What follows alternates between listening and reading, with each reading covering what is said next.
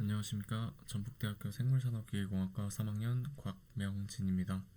동력 장치 및 전달 과정에 대한 발표 시작하겠습니다. 자료의 목차입니다. 동력과 전달 장치가 어떤 것인지 간략하게 설명드리고 어떤 장치들이 동력 전달에 쓰이는지, 동력 전달 과정은 어떻게 완성되는지에 대해 설명드리고 참고 문헌을 마지막으로 마무리하겠습니다. 동력 전달 장치가 무엇인지 설명드리기 전에 동력이란 무엇인지 알아야 합니다. 엔진 내부에서 발생되는 연소 혹은 전기적 에너지를 통해 발생되는 힘으로 정의할 수 있는데, 트랙터 공학 1에서 배웠던 내용이기에 넘어가도록 하겠습니다. 장치들의 기능은 크게 5가지로 나눌 수 있습니다. 동력 전달 기능, 엔진에서 구동륜과 동력 지출 장치, 나중에 나올 PTO라는 장치로 동력을 전달하는 기능이고, 두 번째, 동력 전달 및 차단 기능, 즉 클러치의 기능입니다. 기관의 출발을 부드럽게 할 수 있고 동력을 단속하여 변속을 하거나 정차할 수도 있습니다. 세 번째, 변속 기능은 토크와 속도를 부하의 변동에 따라 적절하게 변화하는 기능입니다. 주행이나 작업 시에 사용할 수 있습니다. 네 번째, 조향 및 후진 기능은 작업지까지 이동할 때 쓸 수 있으며 주차나 기타 작업 시 후진도 필요할 수 있습니다. 마지막, 정지 기능은 필요에 따라 정지할 수 있는 제동 장치를 의미합니다. 첫 번째, 엔진인데 트랙터 공학 1에서 다뤘지만 간단하게 리마인드하고 넘어가겠습니다. 크게 2가지 엔진으로 나눌 수 있습니다. 내연기관은 연소실 내부에서 흡입, 압축, 팽창, 배기, 사행정으로 이루어지고, 가솔린 엔진과 디젤 엔진 2가지로 나눌 수 있습니다. 디젤 엔진의 경우 가솔린에 비해 출력이 좋기에 농업기계에 주로 사용하는 동력원입니다. 외연기관은 물을 끓인 수증기로 터빈을 돌리는 방식으로 주로 발전소나 증기기관에서 사용했던 방식입니다. 최근에는 배터리를 이용한 전기, 수소를 이용한 2차 전지 형태도 나왔으나 기본적인 개념에 대해 설명하는 것이기에 넘어가도록 하겠습니다. 클러치는 엔진과 변속기 사이에 설치되어 있습니다. 주로 변속기로 전달되는 동력을 필요에 따라서 단속하는 기능, 시동 시 엔진을 중립 상태로 유지하는 기능을 합니다. 이때 중립이 아닐 경우 시동이 안 걸릴 수도 있습니다. 출발 시 기어 변속 후 클러치를 떼며 천천히 엔진의 동력을 전달하게 해주고, 이후 주행이나 작업 시 변속할 때 일시적으로 동력을 차단하여 엔진과 잠시 분리하고 원하는 변화를 줄 수 있도록 도와주는 장치입니다. 또한 주행 속도가 낮을 경우에는 엔진 정지 없이 클러치만으로 차량을 정차할 수도 있습니다. 다만 경사로에서는 뒤로 밀릴 수도 있습니다.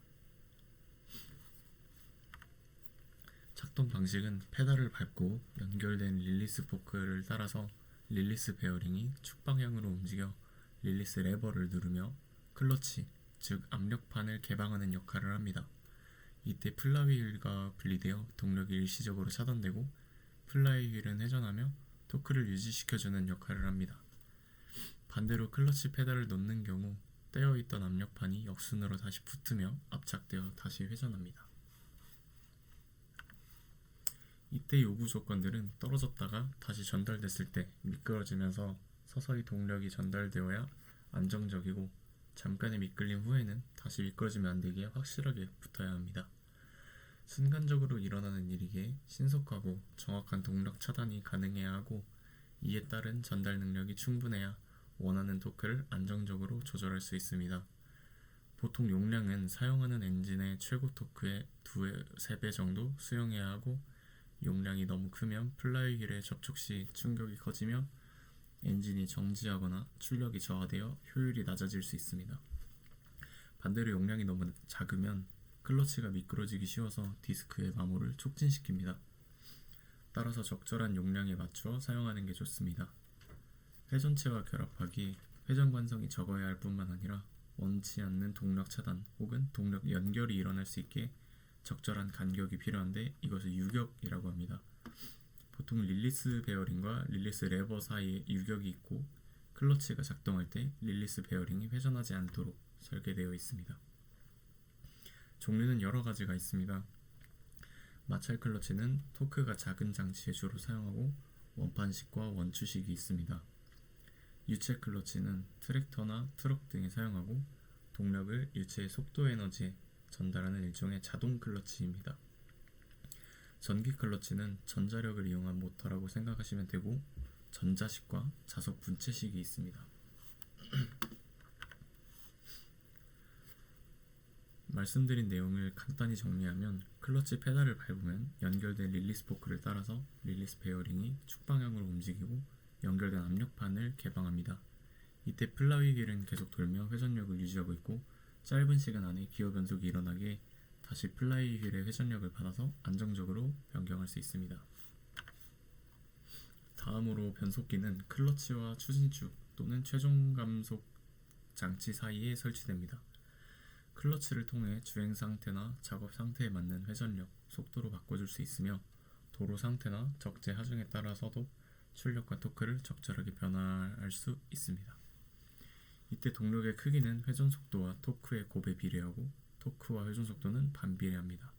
즉, 구동력 토크가 높아지면 속도가 낮아지고 속도가 높아지면 토크가 낮아집니다. 1단에서 4단 기어가 있을 때 1단에서의 토크가 가장 높고 4단에서의 주행 속도가 가장 높습니다. 요구 조건은 연속적인 변속이 가능하도록 해야 하기에 조작이 용이하고 신속 정확하며 소음이 없어야 합니다. 또한 회전 관성이나 토크를 잃을 수 있게 전달 효율이 좋아야 하며 고장도 적어야 합니다. 회전력이나 속도를 적절하게 증강할 수 있는 중요한 장치이며 후진 시에도 사용하는 장치입니다. 종류는 크게 기어식, 유압식, 기타 방식들이 있습니다. 하나씩 살펴보겠습니다. 기어식은 기기식 변속기라고도 불리는데 대표적인 세 가지가 있습니다. 왼쪽부터 미끄럼 기어식 변속기입니다. 기어가 직접 운동을 하는 방식이라 구조가 간단합니다. 하지만 조작거리가 멀고 가속할 때 성능이 저하됩니다. 또한 직접 맞닿기 때문에 회전 속도가 다를 경우 파손될 위험이 큽니다. 상시 물림식의 특징은 구조가 간단하고 기어의 이빨 간 갑작스러운 마찰을 방지하고자 주축, 부축 기어가 항상 몰려 있습니다. 각 출력 기어 사이에 도그 클러치가 맞물리면서 출력 축에 동력을 전달하는 방식으로 작동이 되고 폭이 좁아서 빠르게 반응할 수 있습니다. 레버 조작 각도도 작기 때문에 쉬운 변속 조작이 가능하다는 장점이 있습니다. 동기 물림식은 상시 물림식을 개선하였는데 주축과 같은 속도에 물리는 동기 장치를 설치하여 회전 속도를 일치화시켜 원활한 기어 물림을 진행할 수 있습니다. 유압식 중 파워시프트 변속기에 대해 살펴보면 유체 클러치와 유성기어 장치, 변속 제어 기구로 구성되어 있고 구동륜으로 동력 흐름이 방해 없이 변속이 가능한 자동 변속 기능을 갖고 있습니다. 파워시프트 변속기 구성품을 하나씩 살펴보면 유체 클러치는 유체 회전의 원심력을 이용하여 돌리는 방식으로 마주한 선풍기 중 한쪽 스위치를 켜면 공기 흐름으로 인해 꺼져있는 선풍기의 편도 회전되는 원리를 이용하는 것입니다. 이때 전달 과정은 엔진의 회전력을 액체의 운동 에너지로 변환하고 이를 다시 동력으로 바꾸어 유성기어에 전달하는 클러치입니다. 토크 컨버터는 바퀴의 바깥 둘레에 많은 컵을 장착하고 노즐을 통해 유체를 분사하면 바퀴는 회전하지 않습니다. 이때 유체의 운동 에너지를 이용하여 토크를 자동적으로 변환하는 장치이고 펌프, 터빈, 스테이터로 구성되어 있습니다. 스테이터가 가장 중요한 장치인데 펌프, 터빈 사이에 위치해서 터빈으로부터 돌아오는 오일의 회전 방향을 펌프의 회전 방향과 같도록 바꿔주는 장치입니다. 파워시프트 부품의 마지막 유성기어입니다. 태양기어와 닮은 형태로 유성 피니언 캐리어에 부착된 상태로 움직이며 태양기어 주위를 회전합니다. 3개의 유성기어에 동일한 부하가 걸리고 연속적인 변속에도 동력 흐름을 유지합니다. 클러치나 브레이크 요소에 의해 구동되고 1단에서 4단 기어 및 후진, 변속하여 바퀴로 회전력을 전달합니다. 무단 변속기는 엔진을 최대점인 정출력선에 가깝게 작동하도록 하는 이상적인 설계 방식입니다. 벨트 분리 방식을 살펴보자면 반대 방향의 원뿔 형태가 회전 시 분리가 지름의 둘레에 맞춰서 회전 속도가 자동으로 조절되는 방식입니다. 그래서 변속기의 내구성이 약하다는 단점이 있고, 다른 종류로는 트랙터에서 사용하는 유정압 구동 방식이 있고 트랙션 구동 방식, 동력 분할 방식 등이 있습니다. 정유압 변속기는 유압 에너지를 기계 에너지로 바꾸는 유압 모터이고 가변 용량형 유압 펌프로 구성되어 있습니다. 트랙터나 콤바인에서 주로 사용하고 부드러운 회전 변속 운동이 가능합니다. 주행 속도 제어에도 유용하게 사용할 수 있다는 장점이 있습니다. 엔진 클러치, 변속기를 거친 동력이 전달되는 연결 장치들입니다. 유니버셜 조인트는 상대 위치가 변화나 진동 또는 하중으로 인한 변화에 대해서 추진축을 통해 동력을 원활하게 전달해주는 장치입니다. 차동 기어를 거쳐 최종 감속 기어에 전달됩니다. 차동 장치는 쉽게 말하면 회전하거나 지면 상태 때문에 바퀴 간의 회전력에 문제가 생길 때 사용하는 장치입니다. 커브 주행 시 양옆 바퀴의 회전수가 같다면 관성으로 인해 튕겨져 나가기 때문에 바깥쪽 바퀴가 안쪽 바퀴보다 많이 회전해야 되는데, 이때의 회전 속도를 조절하는 장치입니다. 차동 사이드 기어, 차동 피니언, 피니언 축, 케이스로 구성되어 있습니다. 그림을 보시면 직진 시에는 피니언에 걸리는 저항이 동일하기 때문에 피니언의 자전이 불가능한 상태입니다. 양쪽 렉이 같이 들려있기 때문에 작동하지 않고, 오른쪽 선회 시에는 피니언이 A 렉을 상승 방향으로 자전하며 회전력이 달라질 수 있는 방식입니다. 양쪽 렉이 올라간 거리를 합하면 피니언을 들어올린 거리의 2배가 되는 것입니다. 간단하게 정리하면 직진 시에는 저항이 같게 작동하지 않다가 선회할 때 안쪽 바퀴의 저항이 증가해서 바깥쪽 바퀴가 빨리 돌 수 있게 해주는 장치입니다. 하지만 차동 장치에 한계가 있는데, 차축의 토크가 같기 때문에 한쪽 바퀴가 빙판이나 진흙탕에 빠지면 토크 전달이 불가능해지고, 추진력이 작은 쪽에서의 동력 소모가 크기 때문에 더 빨리 회전하며 동력을 대부분 받게 되는 문제가 생깁니다. 이를 개선한 게 차동 잠금 장치라는 LSD 장치입니다. LSD라는 장치는 좌우 바퀴의 일정한 구동력을 유지시키고 바퀴의 슬립을 제어하는 장치입니다. 마찰력 차이가 발생할 경우 차동 잠금 장치가 동작하여 동력이 한쪽으로 쏠리는 것을 방지하는 브레이크 역할을 하는 장치입니다. 클러치, 변속기, 추진축, 차동 기어를 통해 건너온 동력의 방향과 직교하여 뒷차축에 동력을 전달하는 장치입니다. 이때 감속이 일어나는데 그 이유는 토크를 증가시키기 위한 것입니다. 트랙터는 구동 차륜의 반지름이 크기에 필수적으로 들어가는 장치이고 유성기어 조합식 최종 감속 기어가 사용됩니다. 차량의 감속, 정지, 주차 시에 사용하는 장치이고 주차 브레이크, 감속 브레이크로 기본적인 구성이 되어 있고 외부 수축식, 내부 확장식, 디스크식 세 가지 구성이 다르게 들어갈 수 있습니다. 아래 사진은 ABS라는 시스템입니다. 급제동하거나 미끄러운 노면에서 제동 시 발생되는 슬립을 감지하여 브레이크 유압을 조절해주는 시스템인데, 차륜 잠김에 의한 슬립을 방지하고 제동 시 방향 안정성 및 조종성을 확보하고 제동 거리를 단축시키는 장점이 있습니다. 농업기계나 트럭, 선박에서 사용되는 동력 취출 장치입니다.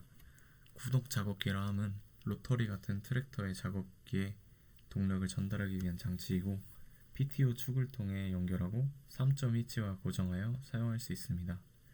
전달 과정은 엔진, 축클러치, 변속기를 통해 PTO에 도달할 수 있는 구조입니다. PTO 축의 모습을 살펴보면 회전 방향은 시계 방향으로 돌고 각 축의 스플라인 개수에 따라 동력이 달라집니다. 이가 많을수록 동력 전달력이 좋기 때문에 출력이 상승한다는 것을 확인할 수 있습니다. 오른쪽 사진은 트랙터에 장착된 PTO 축의 모습을 확인하실 수 있습니다. 앞서 말씀드린 순서대로 흘러왔지만 다시 전달하자면 엔진을 통한 동력이 클러치와 변속을 통해 유니버셜 조인트에 연결된 추진축으로 차동 기어와 최종 감속 기어를 통해 전달되고 제동 장치를 통해 감속, 정지가 가능합니다. PTO를 사용하여 동력을 추출할 경우에는 아래 사진에 나와 있는 대로 동력을 사용할 수 있습니다. 현재까지 살펴본 내용은 트랙터 기준으로 후륜 구동 방식을 먼저 설명드렸습니다. 앞장 과정도에서 방식은 설명드렸기에 생략하고 후륜의 특징으로는 오버스티어가 발생할 수 있습니다. 뒤쪽에서 동력이 전달되기 때문에 조향 각도가 진행할수록 작아지는 현상입니다. 코너 진입 시 감속하고 진입하며 서서히 속도를 올려야 안전한 주행이 가능합니다. 전륜 구동 방식은 자동차에서 주로 사용하는 방식이고 트랜스액셀이라는 장치 특성이 있는데 이는 최종 감속 기어와 차동 장치를 변속기와 일체화시킨 형태입니다. 전륜 구동은 언더스티어 현상이 발생하는데 선회 시 주행 속도가 빠르다면 조향 각도가 커지는 현상이 발생합니다. 원심력이 발생하여 튕겨나갈 수 있기 때문에 핸들을 후륜보다 더 돌리며 감속하며 주행해야 안전합니다. 참고 문헌 보여드리며 발표 마무리하겠습니다. 감사합니다.